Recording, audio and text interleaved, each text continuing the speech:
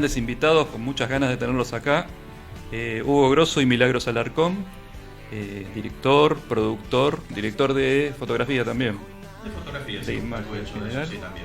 Y mira, En realidad empecé como director de fotografía, pero por una cuestión medio accidental. En el grupo donde me formé, de gente en la época en que todavía no había escuelas de cine, nadie se animaba a agarrar el fotómetro. Claro. Fue un acto de coraje, agarré el fotómetro y ahí fui un poco director de fotografía. Pero siempre me incliné más a la dirección y al guión también. claro, es muy distinto, digamos, no tengo idea, por eso te pregunto. Y como rol, sí, el director de fotografía está, digamos, bajo las órdenes de la dirección y es un poco quien expone la película, quien hace que la película dirige el concepto lumínico de la película y cómo se expone cada luz para la escena, digamos. Claro. Entonces es un trabajo muy específico, muy técnico Muy también. técnico, claro, pensaba Hay que eso. saber mucho sobre la latitud del material, hasta qué punto hace grano, hasta qué punto se pone bien, digamos. Claro. Es un trabajo difícil, técnicamente es muy valorado también. O sea, Sí. son artistas de la Son luz, artistas, los directores claro. de fotografía, ¿no? Entonces Claro. es complejo. Pero bueno, así empezamos. Bien, y Milagros también, productora, actriz. Sí, yo empecé mi formación como actriz, en realidad. Como actriz. Actriz de teatro es lo que primero hice y es lo que más me gustó profundizar, pero después me acerqué al cine, también lo conocí a Hugo. Siempre me interesó la producción, una disciplina muy apasionante. No estudié eso, pero me involucré y lo empecé a hacer de oficio. Así que, bueno, nada, ahora me siento más productora que actriz. Claro, y sos parte de Físico Cine. Sí, nosotros con un socio, con Fernando Gondar, otro gran productor de la ciudad de Rosario, fundamos un poco esa empresa cuando era posible por ahí soñar que se podía hacer cine para cualquiera que haya estudiado y tenga más o menos las herramientas y conocimiento. Claro. Entonces emprendimos esa aventura de producir de manera local, pero con proyección nacional, internacional, y bueno, nos cruzamos con que Hugo tenía muchas ideas en desarrollo y que necesitaba que le hagamos un soporte técnico de producción también. Claro. Así que ahí cruzamos esa aventura, hicimos unas cuantas cosas y ahora luchando para subsistir, obviamente. Sí. Está difícil la cosa. Muy. Así como está difícil para todo. Está muy difícil, Para la sí, es producción. un momento muy complejo que, digamos, primero está un poco... Hay una intención de justificarlo en el achique general, en la reducción y demás, pero que lamentablemente esconde detrás un cercenamiento a la libertad de expresión, a la libertad artística, a las miradas del interior del país, a lo diverso que puede ser una obra de arte, digamos. Lamentablemente va a eso, porque cuando vemos el exitismo que generan las obras que triunfan, son obras que en general están hechos por privados, pero también con el esfuerzo de toda esa gente que durante mucho tiempo estudió en escuela, fue a ningún lugar, fue a distintos lugares, digamos, y que confluyen en un producto. O sea, para dar un equivalente, es como si analizáramos el triunfo de la selección argentina y nos olvidáramos de los clubes de barrio que formaron a cada uno de los jugadores que forman parte de la selección, digamos. Entonces, genera mucha angustia eso, ¿no? Como que vemos que hay un plan sistemático de que se haga un modelo de cine que no nos incluye a todos. Exactamente. Sí, seguro. Pasa por ahí. Seguro. Bueno, las damas primero, voy a empezar con Milagros. Hay una obra que a mí me interesa mucho, que es Yo siempre me soñé novela. Me gusta, yo vengo de la literatura, me gusta mucho Manuel Puig. Sinceramente no la conocía y no la vi a la obra, pero me despertó mucha curiosidad cuando leí. ¿Cómo te resultó? Bueno, eso fue el espectáculo, el primero que pude hacer acá, viviendo en Buenos Aires, con una compañera actriz que también viene de la provincia de Santa Fe y que vive acá hace mucho tiempo. Habíamos convocado a un director que lo conocíamos por otros espectáculos y le pedimos que escribiera algo para nosotras, pero le pedimos una adaptación de Boquitas Pintadas de Manuel Puig.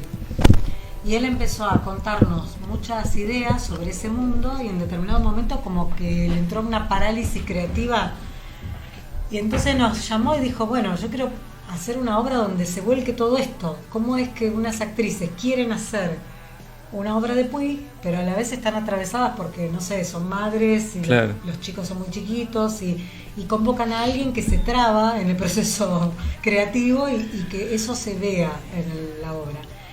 Y así surgió Yo siempre me soñé novela, que entrecruza esas actrices, esa búsqueda con ese director y el mundo de las telenovelas de los años 80, que tiene como una reminiscencia al mundo que pinta Puig, claro. del interior, de la chica que viene del interior y busca su realización personal y económica en la ciudad. Entonces había todo un juego bastante irónico y gracioso sobre eso, con un paralelismo sobre la vida cotidiana, digamos. Así que claro, ese espectáculo fue muy hermoso y lo hicimos 2 años seguidos en distintos teatros de Buenos Aires y después tuvimos como otra temporada, así que nada, le tenemos mucho afecto. Sí, claro. Lindo. Claro, porque cuando uno piensa en una obra sobre un texto de Puig, siempre piensa en El beso de la mujer araña, es lo que está presente siempre, claro. ¿no? Acá y en el mundo. Sí, claro. Muy famoso en el mundo. La película también lo puso como en un lugar de mucha trascendencia. Claro, lo se dio en Broadway, en todos lados. Y a mí me gusta mucho ese libro, me gusta mucho Boquitas Pintadas y me gusta mucho la película. Recuerdo mucho la película, vos la recordarás también, Hugo, de los 70. Claro. Muy buena película. Sí, muy linda película, muy bien hecha y muy difícil, calculo yo, no sé, te pregunto a vos, Hugo, calculo yo, muy difícil de llevar al cine un libro de Puig. Y sí, la adaptación siempre es un trabajo muy dificultoso, digamos, sea Puig o sea otro autor, digamos. Porque uno debe tratar de ser respetuoso con el universo narrativo del autor y a la vez está extrapolando el lenguaje, está trabajando con otro lenguaje totalmente diferente y donde, bueno, también hay un lector modelo que tiene una obra literaria que no es el mismo que va al cine. Entonces hay lectores que van al cine a ver la comparación con la obra, hay personas que van al cine sin tener conocimiento de la obra y les interesa la acción que tenga la obra o el movimiento que tenga o cómo están los actores, entonces o qué tiene de distinto, ¿no? ¿Qué tiene distinto? O qué se imaginaron de los protagonistas, cómo eran, cómo lo ven, viste que eso es muy extraño. Entonces a la hora de adaptar yo adapté una cosa de Fontana Rosa hace un tiempo para un cortometraje que formó parte de un largo que hicimos varios directores de Rosario y me costó muchísimo, más allá de que Fontana Rosa es un autor bastante cinematográfico en cómo escribe y sobre todo bastante pero te quedó popular. Tal cual, Yo vi... ¿lo viste? Bueno. Recuerdo el cuento, es uno de mis autores favoritos. Mira vos, me costó mucho decidir... Elige tu propia aventura. Exactamente, pero a la vez, calcarle la idea de Fontana Rosa que excede el cuento. Un autor totalmente. Tiene otros elementos que lo atraviesan que no son el cuento mismo. Entonces, totalmente. Sobre todo él, porque no era un humorista, sino que era algo más, era un teórico de la lengua. Fontana Rosa. Sí, claro. Ustedes se acordarán de la conferencia que dio en Rosario, la de las malas palabras. ¿Te acordás de eso? Fue fantástico, ¿no? Obviamente. Lo presencié. ¿Estuviste? Qué bueno. Yo no ese día, pero qué momento. La osadía, ¿no? De plantarse frente a esos dinosaurios del lenguaje. Eso es toda esta experiencia, ¿no? Todo ese universo propio de Fontana Rosa, ¿no? Pero también hiciste algo sobre el Negro Olmedo, que también es hace muy muchos lindo, años. De hecho, ese fue uno de los primeros trabajos. Medio había una cosa así, no chauvinista, pero sí medio como rosarino y como persona formada en el interior de querer ilustrar o mostrar un poco los personajes cercanos. Hice también en esa época una actriz de cabaret que se llama La Salvaje, un documental también, un argu documental, digamos. Es una bailarina que fue un mito en los 50, fue una mujer que de algún modo fue la imagen de ese Rosario prostibulario, ¿no? Que era de años anteriores. Del pibe cabeza. Exactamente, del Chicho Grande, el Chicho Chico, todos esos personajes. Y ella era una mujer muy bella, un cuerpo, pero era así muy desenfadada. Fue una especie de vedette, humorista anticipada, pero de Rosario. O sea, no era conocida nacional ni nacionalmente, ni internacionalmente digo, pero a la vez tenía una gran virtud que es que todo el sector intelectual, todo, digamos, estamos hablando de los 70, por ahí, cuando ella era una figura consagrada en Rosario, iba todo filosofía y letras, iba al cabaret a ver ese show porque era una cosa muy transgresora, un principio de un paracultural, digamos, ¿no? Muy loco. Sobre ella hice un documental y sobre Olmedo también, eran como una línea de varios autores que queríamos hacer con un compañero, Sergio García, con el que siempre he trabajado, y que, bueno, hicimos Olmedo, que también fue de esos personajes que abordarlo te abre un montón de puertas. El de esta chica es igual que el de Olmedo, o sea, era un docudrama. Era, una sí, cosa sí, es parecido. Sí, era un momento que también, esta idea del docfic, sí, que viene de Fernando Birri. Nosotros, al formarnos en la Escuela de Cine de Rosario, yo empecé a estudiar cine en el 77 y las escuelas de cine habían sido cerradas por el proceso. Claro. No había escuelas de cine y tomábamos en las cosas que hacíamos, tomábamos a Birri como nuestro maestro, pero no lo conocíamos. Claro. Entonces, lo tomamos como referente, habíamos visto Los Inundados, Tire 10, pero entonces yo después, cuando llega la democracia, logramos abrir una escuela de cine en Rosario, que en la que después nos formamos, dimos clases y demás. Y ahí pude conocerlo a Birri en el encuentro de cines en Cuba. Y bueno, le pedí para hacer una larga entrevista, con lo cual hice también un trabajo documental sobre Birri, que es donde comienza el camino. Sí. Y ahí, bueno, nada, como que me pude dar el gusto de ese maestro al que no conocía, conocerlo profundamente a través de un trabajo. Pero bueno, era un poco eso, ¿no? Mostrar un poco nuestra idiosincrasia, nuestra forma de ser, nuestros maestros, sin quedarnos... Bueno, por ahí esa vieja frase de pinta tu aldea y serás universal, sin quedarse en eso, digamos, que a veces genera, conformismo genera, si uno se queda. Sí, claro. Quedarse. Pero, bueno, ese fue el inicio del camino. Bueno, y hablando de idiosincrasia, tenés cerca una persona que tiene mucha idiosincrasia, que es Luis Machín, ¿no? Bueno, Luis es colega conciudadano, digamos, y un gran amigo, muy generoso con su actuación y con su compañerismo en todos los proyectos que hemos encarado, inclusive por darte un detalle, en la última película que hicimos juntos, que es Perros del Viento, a mí se me había antojado un tema de Jorge Drexler para una escena, y no lo conseguíamos porque la distribuidora nos cobraba una fortuna, no Drexler, sino Sony, claro. Sí. Entonces, y es muy gracioso porque yo había filmado la escena con los tiempos de la canción, o sea, tenía que pasar 38 segundos y se abría una puerta y ahí entraba la guitarra, lo había filmado con eso en mi cabeza. Y él se puso la camiseta y lo llamó a Drexler, le contó la historia, lo convenció, hasta que Drexler le avisó a Sony que no nos cobrara, que nos hicieran un precio especial, que hoy pagamos por el mínimo, arreglamos una cosa.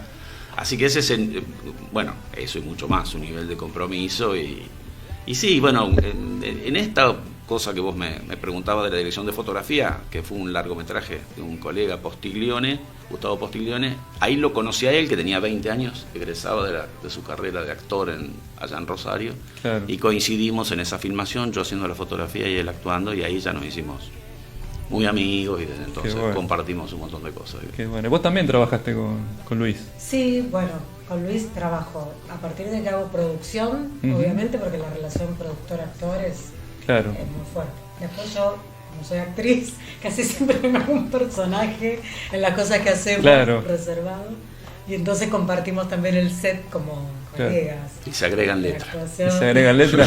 Siempre también compartimos ya la amistad, ya otro nivel. ¿Cuántos hicieron con Machín? 3, ¿no? La serie del 7, de Canal 7. Hicimos Balas Perdidas, Perros del Viento, A Cada Lado. Y Elige tu propia aventura. Y Elige la de Juan Antonio Rosa. Y basta.